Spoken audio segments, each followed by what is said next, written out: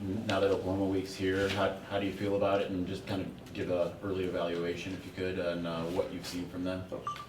Sorry about that. Yeah, I mean, really good football team, complete football team in all three phases.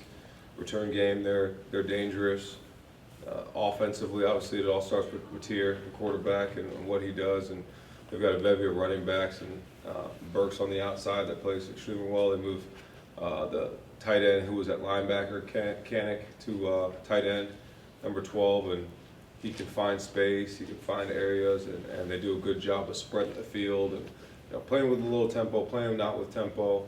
So really good. And defensively, they're fast. I know Brent. I've known Brent obviously for a long time, and much respect to a lot of people on their staff. Brent was my defensive coordinator. Kevin Wilson's on their staff now. He was my offensive coordinator. John Finley is the tight end coach. He was the tight end when I was playing there. DeMarco Murray was the running back when I was there, and he's the running back coach. So a lot of people that I know on the staff and have a lot of respect for it. It's a great town, great place, but this is about the kids. It's not about me. It's not about any return to home for me. It's about the players on our football team going to go try to win a game. Do you have any idea of the timeline for the Barham appeal? Yeah, literally just heard about it. So it was upheld, and we don't agree with it. Tony doesn't agree with it. AJ doesn't agree with it. It's a rule we have to get changed, and we have to look at in college football just for the general, the game, the toughness of the game, and how you want to teach tackling, and how you want to teach guys that are 6'3" tackling a guy that's 5'8". He lowers his head, and it might be even worse. He tries to duck it to the side, the guy spins, he misses. So there's a way that we have to teach guys how to tackle and what to do. And there was a clear shot earlier in the game.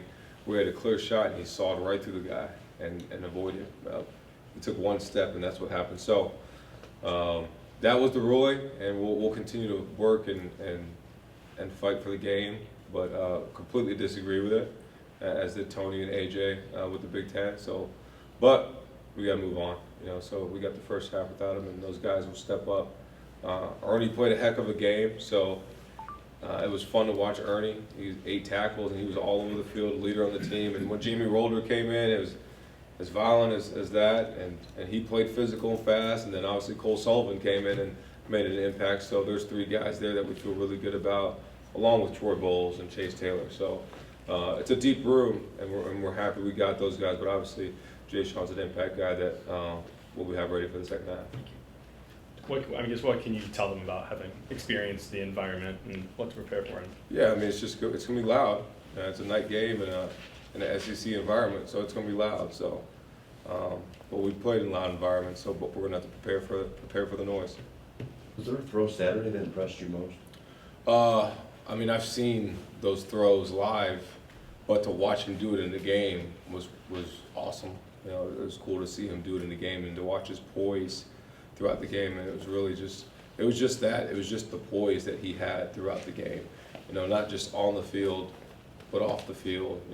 Watching the iPads and making the adjustments and talking to the team, and the kid is just cerebral. And I just tell him not to throw any more blocks.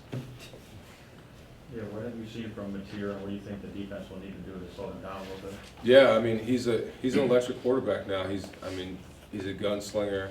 People keep comparing him to Baker Mayfield because he's a shorter quarterback, but he's got his differences. But he's a quarterback that can make every throw, off-schedule throws. He can run the football. So we got to do a good job of keeping him off schedule, but not making sure that he can't just have free windows and covering guys up when they're downfield, because they do have speed on the outside lanes to run, and O-line is good. So we just got to do it. We just have a great plan to keep him rattled and change the picture on him so he's not comfortable.